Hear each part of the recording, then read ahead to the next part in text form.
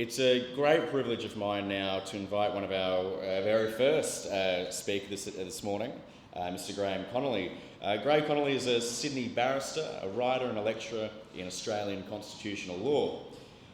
He lectures in Australian constitutional law at the Sydney University as an examiner in constitutional law for the Legal Profession Admission Board, and until recently served as a senior member of the Administrative Appeals Tribunal. What I found most interesting as well is that he also served as a naval intelligence officer on operational deployments in the Middle East. Ladies and gentlemen, please put your hands together for Mr. Graham Connolly.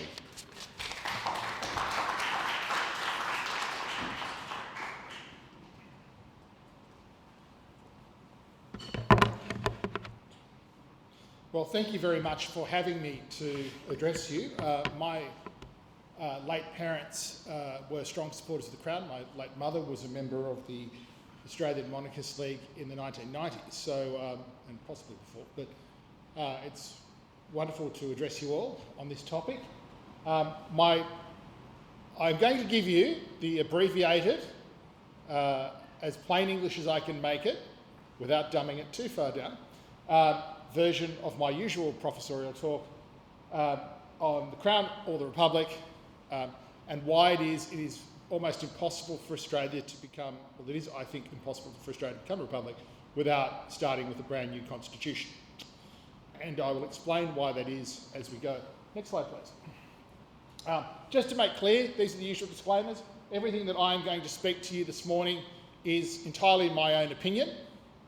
I do not especially speak for any part of the Australian government, the University of Sydney, the Legal Profession Admission Board, the former Administrative Appeals Tribunal, or anyone but me. So if I can just make clear, this is all entirely my opinion. At the end, there will be room for questions, so everyone can hear my opinions and then tell me why I'm wrong. Next, please. That's my life so far. Believe it or not, I used to be on the ABC a bit when they had panel shows and they needed sort of like it's either a token lawyer or a token conservative. I very much enjoyed it though, and I realised that there may be varying degrees of views on the ABC here in this room, but they were always very good to me. So I've actually found that very interesting. And the reason why I start with that is that I think it's very important, particularly for people who do what I do, to address as many conferences and gatherings as you can. And one of the points of having an independent bar is it is literally independent. You go and speak to people and you help explain to them our constitution and our legal system. And if you are discussing our constitution, you cannot discuss it without talking about the Crown. Next slide, please. So I'm going to talk about the sort of republic that has been proposed, our constitution and why it cannot be meddled with without destroying it, why our constitution depends so heavily on the Crown, and why republics really cannot replicate conventions that go with the Crown.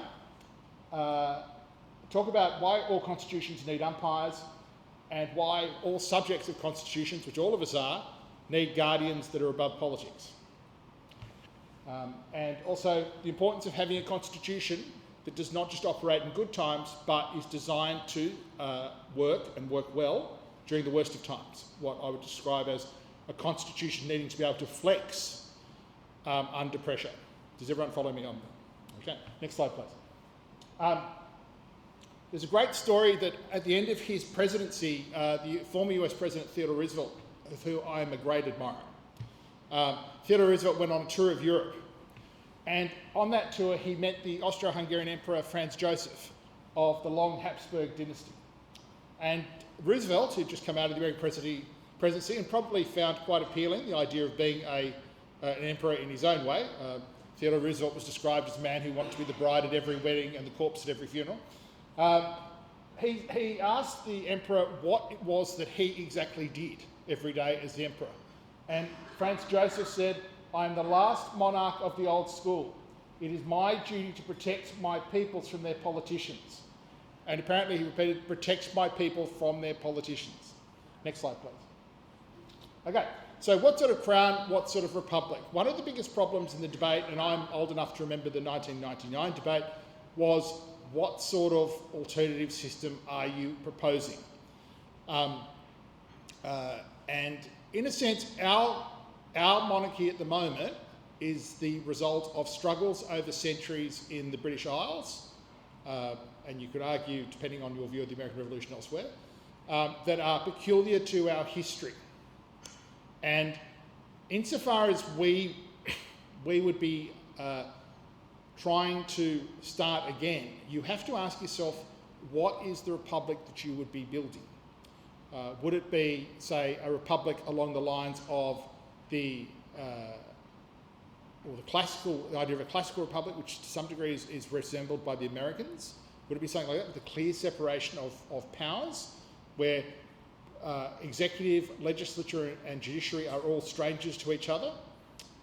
Would it be something more like, and I personally I find this greatly appealing if it is slightly esoteric, something like the Venetian Republic. It lasted 1,000 years, where you had various committees and lawmakers, but you also had a doge who was effectively the head of state, and he served for life.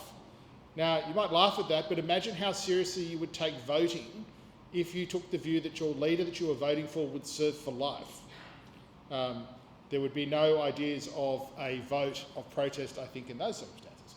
Would it be something like the French Republic, which is now the 5th French Republic, where presidents and the French Parliament have to exist in a form of cohabitation?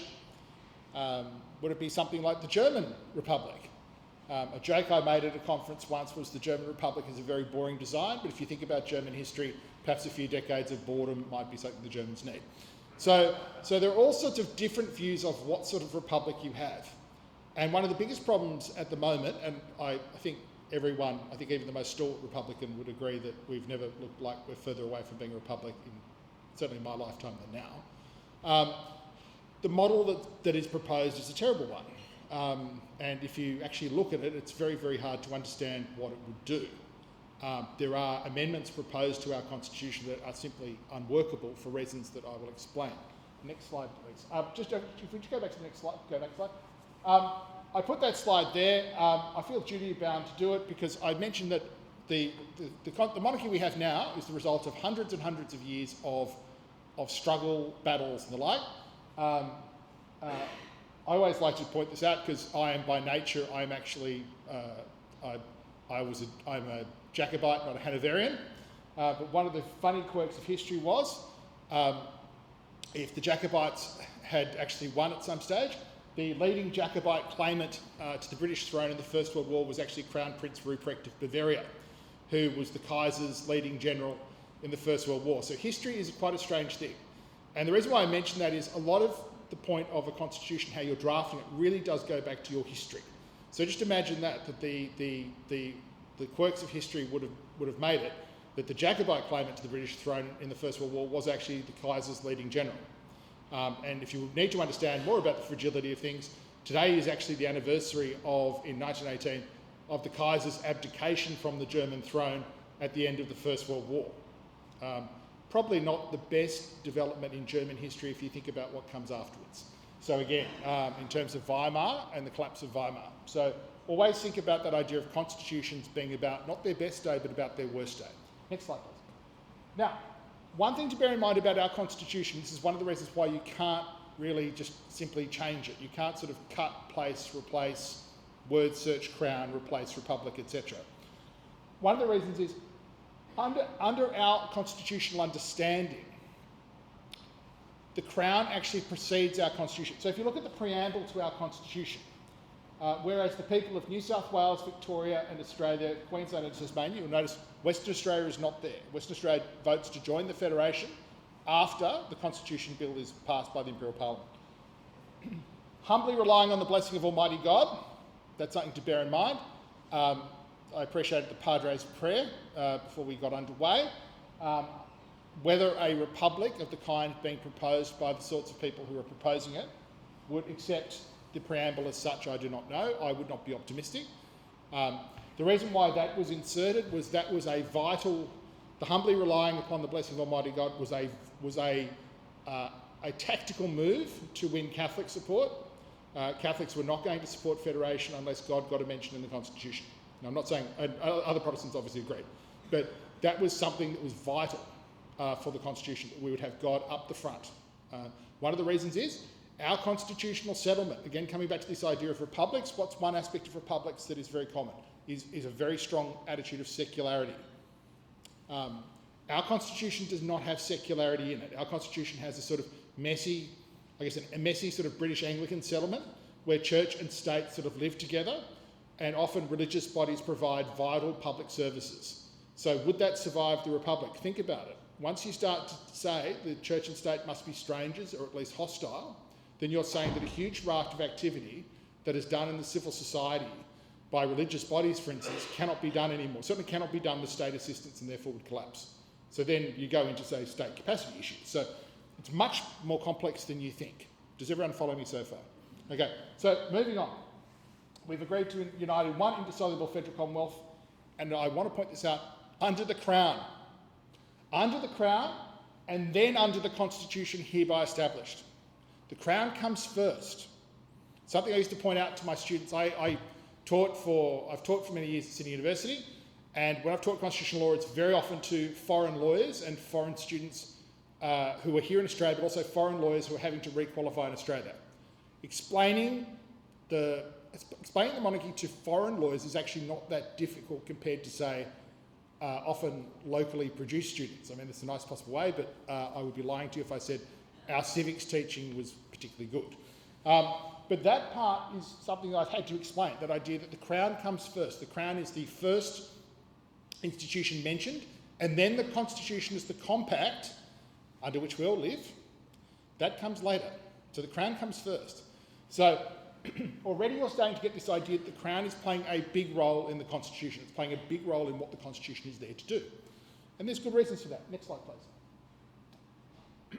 You'll notice at the very beginning, the Constitution styles the Governor-General as the Queen and the King. It was Queen when the Constitution was passed. The provision is it's King or Queen. But here the Governor-General is appointed to be the King or the Queen's representative. Okay, and they carry out vital functions under the Constitution. Section 61 is often, outside of a crisis, very much a sort of glided over part of the Constitution for reasons I do not understand. But if you look at what the Constitution, the job of the... I'll start again. If you look at what the Governor-General's job is under the Constitution, it's set out for you in stark terms.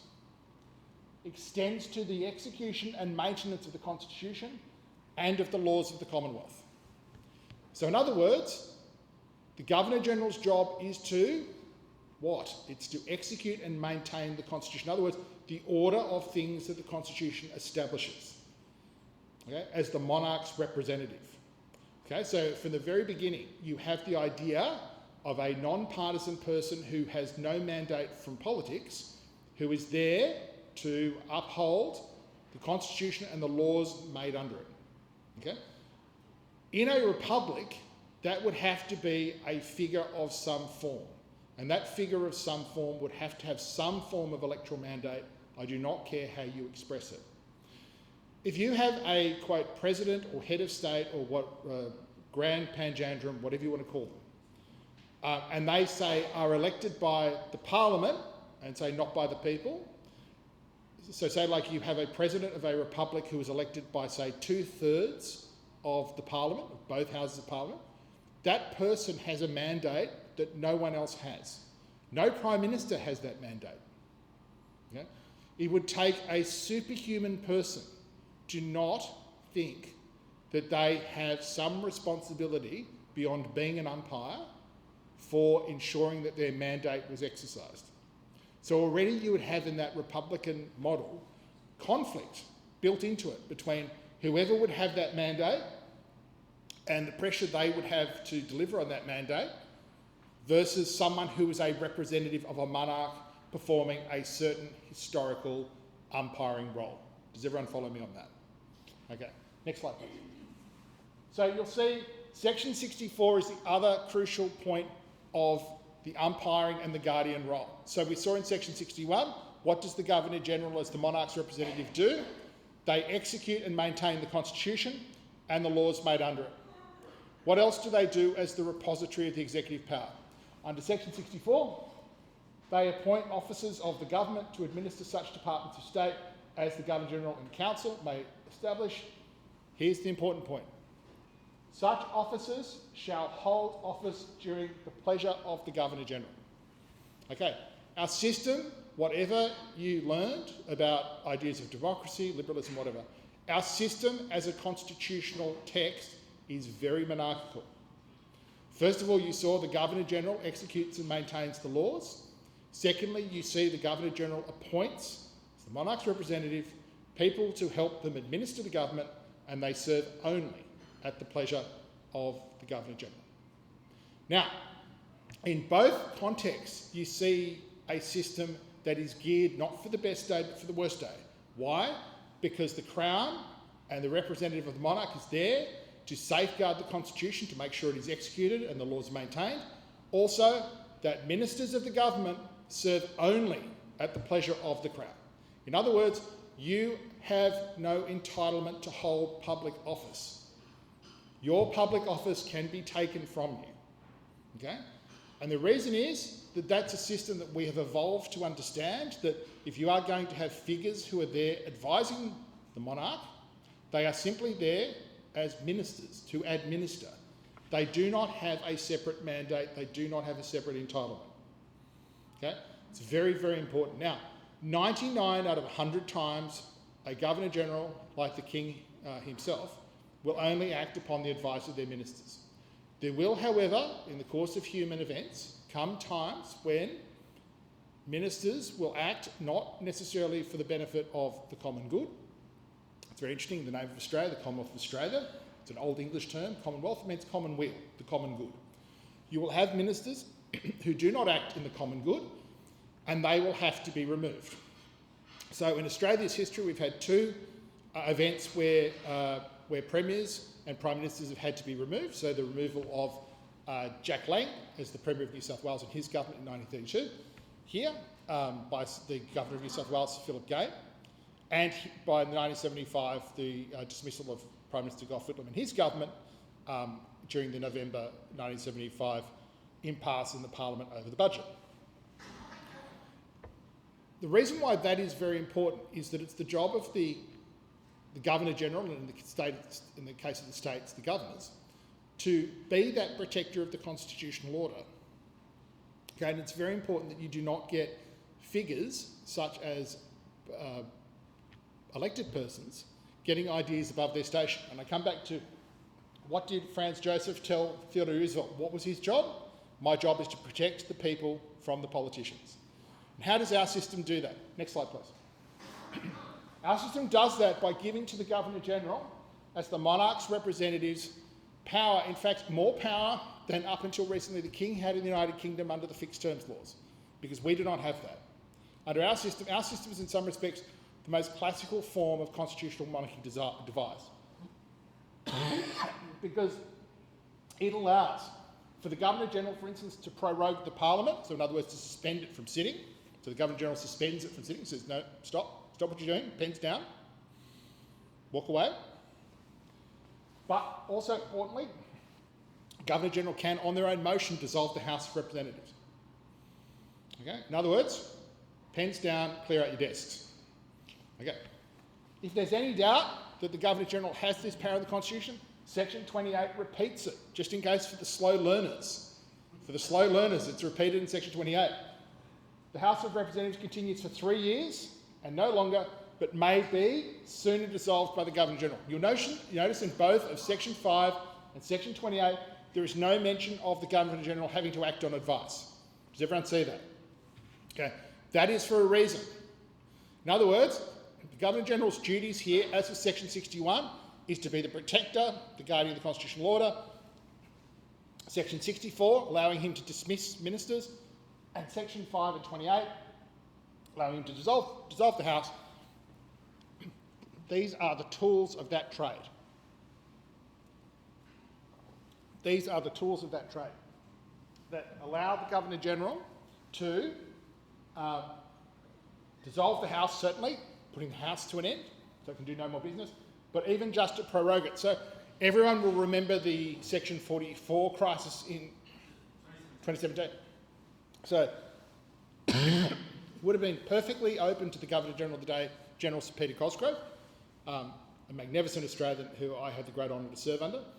it would have been perfectly open to the General Sir Peter Cosgrove to simply say, I am not convinced, as the person sworn to execute and maintain the Constitution, I am not convinced that all of you are legitimately here, and I am going to prorogue you until the President of the Senate and the Speaker of the House can verify to me that every member of these chambers is validly elected. And so that is a power that our Constitution has residing in it, and it's there for a reason. Our founders were, in many respects, from all walks of life, but as the saying goes, our Constitution was designed by geniuses so the country could be run by fools. Next slide, please. Okay, I've mentioned the federal side of it, so how the Governor-General responds to the issues of the executive government with Section 64 and issues with the Parliament with Sections 5, 28 and the like. I would just point out one other big problem with Australia becoming a republic is that the states all have their own separate relationships with the Crown. So all of the states, as former colonies, all have their own relationships with the Crown. So the Governor-General is simply a first among equals. The Governor-General, for instance, does not have a hierarchical relationship with the other governors. Okay, he's simply a first among equals as the Governor-General of the Commonwealth.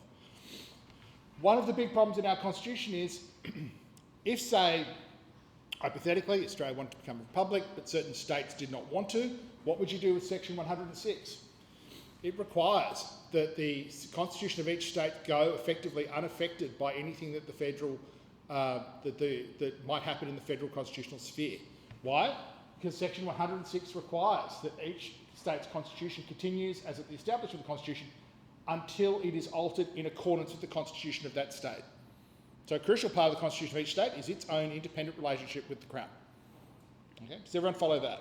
So again, this is just another problem. Next slide, please.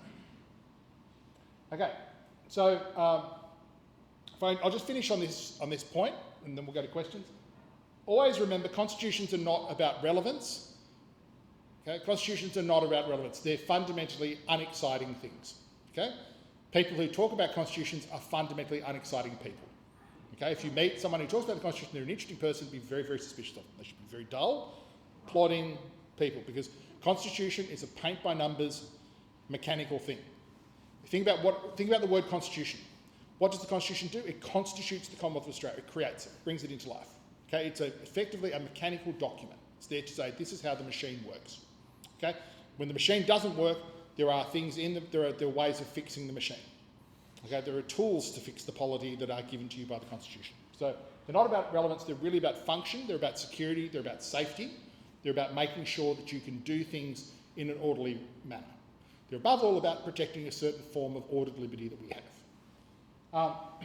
One of the great things I think about monarchy, certainly I come from my late parents are both British Empire migrants. My father's family has a lot of British Army, a couple of uncles, one's a sort of retired majors, sort of lovely people, sort of people who write letters to the Telegraph complaining about this or that. Wonderful people. But one of them said to me about the great thing about the monarchy in Britain was that in his entire career he could loyally serve the Crown and yet just hate all the politicians. And it was just something that he loved about it. Because if you think about it, in America, every 4 years, half the country is either elated or devastated by the election, it seems. There is something to be said for having symbols and umpires that are outside of the political world and that essentially day-to-day politics cannot touch. And that's something that's very important in terms of that point I made earlier about crises, about the importance of an institution having to flex and deal with crisis. Okay, it's very, very important that be a trusted institution. Okay, so if you remember during COVID, for instance, I think one of the better things that happened during COVID, you'll notice even though she was she would have been very frail and she would have been, I suspect, quite sick during the time. But the late Queen, she would go on television, just deliver addresses that, regardless of what people's politics were, they were uplifting, they were inspiring, and they gave a lot of people the sense that their concerns were understood. It's very good. It's very important to have figures in this sort of hyper-partisan, endless media age who are above that. I think they're very, very healthy things to have. Our Constitution provides for the Crown and Parliament, and very much our Constitution provides for the Crown to almost be like there as yes, a form, but also a form of things to be done in a correct way, and provide tools in the Constitution for them to be corrected. And again, I'll hammer this point because I think it's worth making. What's the point of monarchy? As Franz Joseph said, it is there to protect the people from their politicians. Okay? And one of my great concerns is the fact that we now just have lifetime political classes. I think insofar as if we ever went to republic, the lifetime political class would just extend to whoever that person was.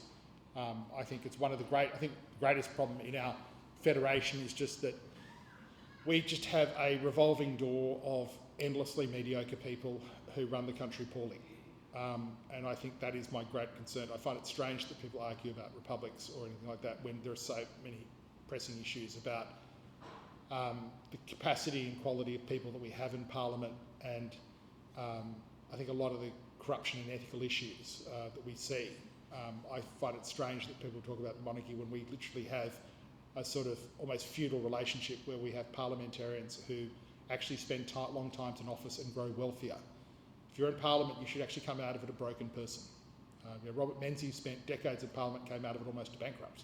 I'm not saying I wish penury on anyone, but the idea that we have parliamentarians who are there forever and who grow wealthy off the fat of that trade, I think there's something seriously wrong. And that, I think, is much more of a concern to me than anything to do with sharing a monarch with, Britain, Canada, New Zealand, and a host of other places. That would be the least of my worries if I was a remotely sensible, if I'm a sensible and sane person, which I hope everyone in this room is. Next slide, please. One thing I would also rate is the history of republics generally is not great. When I used to teach foreign students, because often, again, I'd have to explain the point of monarchy, I'd have to be brutally honest with them. I'd say, look, a lot of you are from republics where a lot of things have happened that have not happened here. And I made the point that Australia has been through a significant number of depressions. We've been through at least 2 world wars and upheaval, and we've never had to revisit our institutions. If you think about it, that's quite amazing in the history of the last 200 years. We have been through a lot as a big country at the bottom of the world, but we have never really had to go back and revise our institutions from scratch like a lot of other countries have had to do so. And so when I used to teach foreign students, I used to talk about where they were from, and I'd ask them, not in any kind of hostile, but explain to me what that is like, because I understand you're on your 5th republic, you had this revolution led to that, this led to that, etc. And I had to explain, we do not have that. We have a long heritage of things being done in a particular way, in a particularly lawful and orderly way, which we would be mad to dispense with. Once you have the idea that an upheaval of the constitutional order is permissible, it rarely stops there. And I am a great admirer, for instance, of the American Republic. The Americans had a long history, but one which involved an enormous civil war to get their institutions into shape.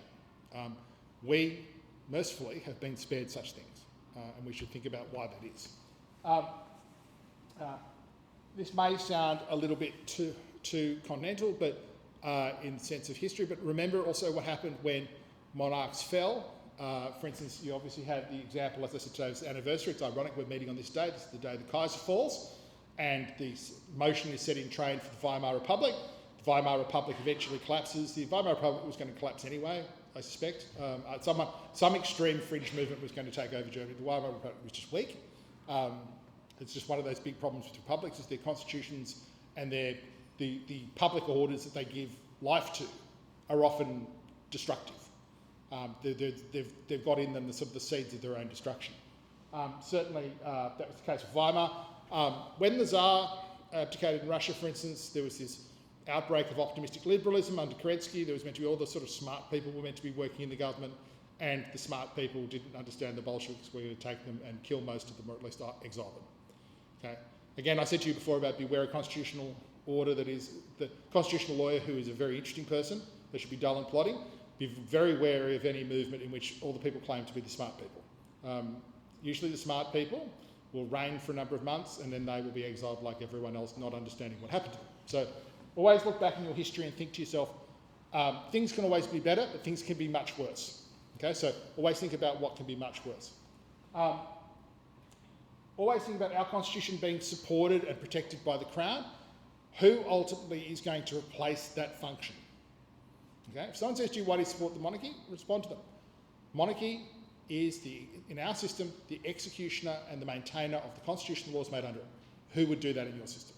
If someone cannot give you a simple, clear answer on that, you've won the debate. Okay? And you will win the debate because they will have no simple, because there is no clear answer. Australia has been thrashing about on the Republic thing, I think, for the better part of 20 or 30 years. Not one person has come up with that idea. I have very limited memories. I lived through it, the 1999 Republic referendum. I didn't take a huge, this is probably not the forum to admit this, but I did not take a huge interest in it, though I was going to, I served, my first appointment was in East Timor. I served under General Cosgrove, and I was getting ready to go to that, and all I remember is my late mother making sure that I voted no. And look, I was a naval officer, I thought I was obligated to vote no, but regardless, I voted no, but I didn't take a huge interest in it by the end. I did in the early part, but I just didn't in the end. And I remember someone making the joke during the 1990 campaign that they had created this office of president where the president could be removed quite easily. And someone said the president's driver would have greater job security than the president themselves. And so I always think about that line in the sense of the current evolution of the Republican design is really not much different from that. It's a very likely job. So think about that. Yeah, our constitution is supported by the Crown. Who would you replace the Crown with? Someone cannot answer that. They're literally trying to vandalise our constitution. I mean, they're trying to vandalise it anyway, but they're literally trying to really go to work on it. Lastly, parliamentary crises happen. They happen. They will happen over time. Very unlikely that 1975 will be our only parliamentary crisis. It would be very unwise to think that it is. So you ask yourself, who would resolve that? Who could be trusted to resolve that? In 1975, the Governor-General resolved it by saying, and he said, and to be fair to Sir John Kerr, he said to Whitlam repeatedly, this has to go to the people. You can't solve this. This has to go to the people to be resolved in an election, or you have to resign. Those are your two options. Whitlam tried to go into this sort of form of prime ministerial denial, which unfortunately I think most prime ministers tend to go into. You know, their polls are terrible and they think they've got a comeback in them. But I think Whitlam went into prime minister denial, but then eventually Whitlam's problem was Kerr was what? Kerr was the one who was there to execute and maintain the constitutional laws made under it. The Commonwealth was running out of money. Kerr had a duty to do. Kerr resolved that crisis by the way that the Governor-General should. He dissolved the Parliament for fresh elections. Now, had Whitlam behaved differently, it could have been him as the incumbent the incumbent Prime Minister. I think Whitlam would have loved to have been the incumbent President. But Whitlam could have been the incumbent Prime Minister had he played the game properly, but he didn't. And so the Governor-General took the responsible task of resolving the crisis by dissolving the Parliament and letting the people decide, and decide they did. And it's one of the strangest parts of the modern discussion of Whitlam where people talk about this is a threat to democracy. Somehow Whitlam winning an election in 1972 and 1974 is democracy. Whitlam losing an election in 1975 and 1977 is a coup. It's a palace coup. If you can make sense of that, you're a smarter person than I. So who would resolve an extended parliamentary crisis? Think about that. It's very unlikely that 1975 will be the only one we have. Next slide, please. And so if we just go back a slide. So, think about that parliamentary crisis, particularly today in 2024. Major parties have never been weaker, in some respects, in support from the public. Minor parties are stronger. It's very likely our future as a polity is a series of minority governments, or governments that do not rule in their own right. Okay? Someone is going to have to be above the political fray, protecting the constitutional order from whatever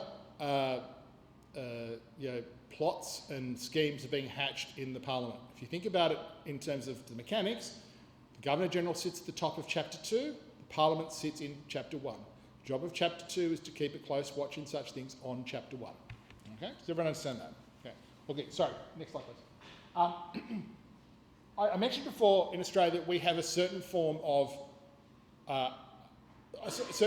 order and constitutional life that is, in many respects, the envy of the world. We have a very lawful, law-abiding population that, by and large, is a model of civic harmony. We have people from all around the world in Australia.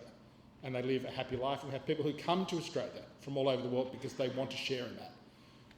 One of the great things I'd like to share is this. I show this to my class.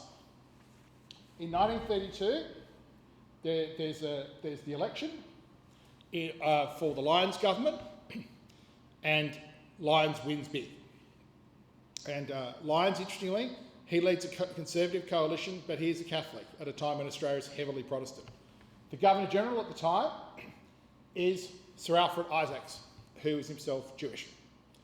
And Lyons, the Catholic, is sworn into office by Isaacs, the Jewish Governor-General, on a King James Protestant Bible. I've actually looked this up. No one at the time thought this was remarkable. This got no coverage in the press because in Australia our culture was, whatever our sectarian differences, and at the time there were some sectarian troubles, but at the time no one talked about it because it was bad form to talk about such things. It was very poor form to raise these sorts of issues. And so no one wanted to raise the issue that in Australia we had a situation where a Jewish Governor-General is swearing in a Catholic Prime Minister, Catholic Conservative Prime Minister, of an overwhelmingly Protestant country.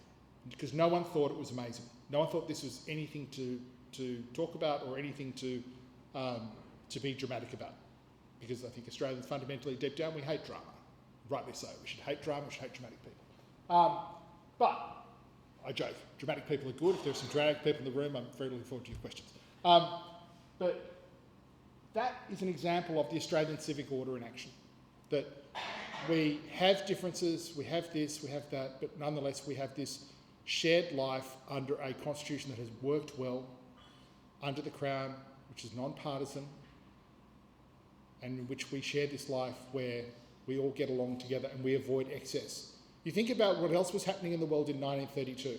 You think about what was happening or was about to happen in other much older jurisdictions than Australia. Yet we Australians, in our own particular way of muddling through and sticking to what works and to conserving what is good, we Australians manage to avoid all that. I think in many respects our problems when we discuss our constitution is that we are far too modest. We are far too modest and far too scared almost to talk about the great achievement that we have in our constitution under the Crown. Next slide, please. And again, Can I ask, in terms of the section that deals with the citizenship of politicians, yes. why did it take 117 years for it to transpire that certain politicians who probably know that they are dual citizenship Okay, very good question. And I'm thinking about how I'm going to answer this. And I always cover this whenever someone raises section 44 with me by saying one of two things. It is a section that I think, so this is section 44.1 of the Constitution, which deals with, among other things, parliamentarians who either have a foreign citizenship or entitled thereof to the rights and privileges of it. I think for the first, say, 50, 60 years of the country, no one wanted to litigate this because I think it was just something, it was assumed that everyone was either locally born or if they're foreign, they were a British subject and so therefore they didn't need to.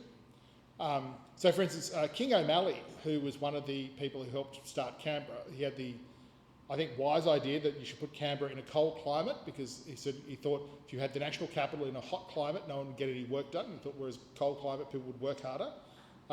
Probably a little bit optimistic today, but at the time I can understand perhaps why he thought it. He apparently was American by birth and never renounced his American citizenship. So that is one theory. I don't think anyone really knows quite where King O'Malley was born. He might have been born in Canada, I don't know. But he for instance, he might have had a Section 44 problem. Point is, the issue around Section 44 really does not become an issue that I am aware of until the Sykes and Cleary case in 92. That's really the first big time that it comes before the High Court. So I cannot answer to you why it's not looked at. And Sykes and Cleary is interesting because the problem with Cleary is not that he was a foreigner. The problem was that I think he was a teacher. So the question is, did he hold an office of profit under the Crown and was he otherwise disqualified from running? So in terms of the citizenship case, I have no idea why. I was asked about it when I was on the drum in 2017 on the ABC. Fulfilling my duty there to try and be a voice of sense among the madness. But On the ABC, I explained one of the biggest problems with the Section 44 argument is that since particularly the Sue and Hill case in 1909, the idea of Britain being a foreign power, and I've always struggled with the idea that someone who's British or Canadian or New Zealander could really be thought of as a subject of a foreign power because we share the same crown. So I've always struggled with that. So for instance, in 1901, there was just, I think people would have thought you were part of a separate jurisdiction, but I doubt they would have thought you were a subject of a foreign power. So it's a very good question. There's a very good book on citizenship and how we got to the point we're at by Kim Rubinstein. I'd urge people to read it on citizenship law, because if you think about it, our Constitution, for instance, provides for the idea of being British subjects, also provides for the idea of immigration and naturalisation, but the concept of being a citizen is very much a post-World War II conception, which I think came out, I will be corrected by someone, I think it came from the Canadians developing their own idea of citizenship first, and also the British wanting to restrict some forms of migration. So we end up having the Australian Citizenship Act from that heritage. So it's a very mixed bag. I cannot give you a simple answer because, like so much of Australia's law and constitution, we just sort of evolve in our own way and we try and make it work. Can I also ask, really, in relation to, say, Barnaby Joyce's case, he was a Yes. New Zealand citizen up until that time. Since the High Court struck down his being a politician for that reason, is the citizenship section of the Constitution now supposed to be construed as that another Commonwealth ruler is technically a foreign power? Okay, so wasn't just Barnaby Joyce. Okay, it was also, there was a Green senator who I think was born in Canada and was a Canadian citizen, so this is not just him. There are a lot of people, and I think is it Nick Xenophon? I think he was born or entitled to being The first one he was, before was actually Scott Lutley, the Green one. yes, which was New Zealand, or I don't remember. I know that Xenophon's case involved him being a descent, I think he's the son of a British Cypriot, and I think therefore he had, because when he was born, he was grandfathered into a form of British nationality that wouldn't have happened had he, I think, been born either 5 years later or 5 years earlier. So these are very complex cases. I don't want to get too bogged down in Section 44, because if someone's about to ask me their issue, I need to take you aside and go through it in detail with you. I will say that, for instance, my late parents were both British Empire migrants. To my knowledge, I have at least 4 Section 44 problems, possibly more. So it is a problem. Whenever someone says, well, that's unfair, my response is, no one is ever going to win a referendum in Australia, particularly in 2024, running on a platform that you should have prime ministers who are dual citizens. You're just not going to win. So it's pointless. You may as well make the system you've got try and work as best you can. And make it as easy as possible that it is for people to clarify their citizenship status. Does that answer your question? Thanks. Anyone else got another question? We have time for one more question. Anyone? This is the first time I've ever had this problem. So either I've convinced everyone or... Yeah, I'll ask a quick question. Go again. So, Greg, thank you so much for your contributions today. We've obviously established the primacy of the Governor-General in the way that our system works. What recourse do we have when the Governor-General doesn't always work for the Commonwealth of Australia, if that's a scenario that is ever to eventuate? Okay, so you will have bad governors-general in the way that you will have bad monarchs. To use the analogy I always use when someone raises this question with me, I'm Catholic, there are bad popes. Bad popes, though, however, do not tamper. Interestingly, I'm not going to go into spiritual reasons, but even the worst popes the Catholic Church have never actually tampered with the basic doctrine of the Church. And in some respects, even the worst kings, particularly in modern times, do not really tamper with the basic doctrines of the monarchy or the constitution.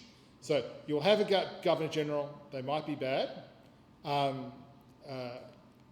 Sadly, sometimes they've been hounded into resignation. So you remember the example of Governor-General Hollingworth. You might take the view that he should never have been appointed, but I think he was not very long in the job, and then he had to resign.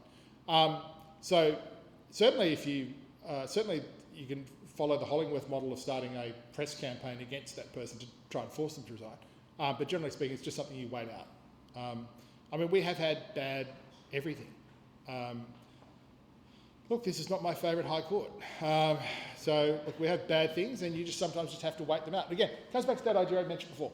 Why is the Constitution important? It has to be able to flex with bad things. It has to be able to survive bad people being in them. Why? Because the constitution has to be something that can be, so the constitution has to establish an order so that the country can be run by fools. Because the country will often be run by fools. Every institution you have is going to be run at some stage or another by fallible people. It's why getting the constitutional mechanics right is so important, and it's why letting people tamper with the constitutional mechanics is so stupid. Does everyone follow that? That's why, because you are going to have good and bad people. You are not going to have the A team in government all the time. Sometimes you'll be lucky to have the C+ team. Okay? You have to be realistic about these things. You are not going to have the A team. Okay? Does anyone look sort of around the benches of Parliament either side and see geniuses? Okay? No, of course you don't. But that's our system's designed to sort of provide for the country to be run even in the absence of genius, or even just basic plodding mediocrity. Okay? That's the genius of our system, is that it allows the constitution to keep running even when what is served up by elections may not be ideal, because that's the genius of our system. Does that answer your question? Okay, any other questions? Or yes? Say a comment on the Bible on which Joe Lyons was sworn in as Prime Minister. Last year, a statue of Dame Enid Lyons, the first female elected to the House of Representatives, was unveiled on International Women's Day. And up at Parliament House, there was a reception afterwards where one of her granddaughters pulled out a Bible on which she had been sworn. Oh. Presented it to the parliamentary Bible. Right. And again, she was not born a Catholic, but converted Yeah. to her husband and was sworn. Yeah. She's amazing. Dame Enid Lyons is an amazing lady also, because you think of how many children she had. It was like 8 or 9. But she was coming from Tasmania to Canberra for Parliament during the Second World War, when I think there was like one aircraft you got on. It was like a DC-3 that was taking like new recruits to the war. You had to handle about that. Middle-aged lady having to do that, or she'd have to take a ferry, the passenger ferries from I think it was from Devonport to Melbourne, and then get the train to Canberra. You think about that. You think about what that must have been like. And I think she wrote a column. I read something. She wrote a weekly column as well. Think about that compared to parliamentarians today who complain about the smallest thing, or who are trying to grift their way into the chairman's club at the airport. Think about that. Yes. Just wanted to say, can you point out why the reason is, even though it's federal, during the federal election for the House of Representatives, Governor General issues, can you tell me why the reason is for each of the 6 states for the election of senators, the writs are issued by the state government? Because the Senate belongs to the states. It is, but it belongs to the states. Same way, like why does the Governor General not dissolve the Senate? The Senate is dissolved on a double dissolution, but on an ordinary dissolution, the Senate's terms go for 6 years and they expire at the end of 6 years. Is that the reason why the writs for the election of 6 senators are returned by, for example, WA compared to the governors, the writs were issued? Even, for example, yes, the governor of the state. Is that why, for example, if the senator resigns or dies in Parliament, the state Goes back to the state. Oh, right. Goes back to the state. We have a very federal system. Okay, so whenever you hear people complain about the Americans, for instance, having a very federal system, the electoral college, everyone has an electoral college. Unless you're dealing in a direct democracy, everyone has an electoral college reform. A parliamentary election is a form of electoral college. You can have systems under a parliamentary election where the majority of votes do not get you the majority of seats. Okay, that is just the luck of the draw. Why? Because in federal countries like Australia, like Canada, like the United States, what's the most important thing is the idea is the constitution is territorial, that everyone who is in it feels that they are part of it, and that's a much more important thing than small d democracy. So if anyone says to you, I'm in favour of one person, one vote democracy, they are the enemy of constitutions and good order. Nothing would destroy Australia more quickly, or particularly see Western Australia off to another bout of secessionism, than saying one person, one vote. You would end up having governments run out of Sydney and Melbourne, which would be terrible. And I say that as someone who's spent most of their life in or around Sydney. It would be terrible. Trust me. So does that answer your question? I think I've run out of runway. So thank you very much for having me. It's been great to speak to you. I hope that was useful.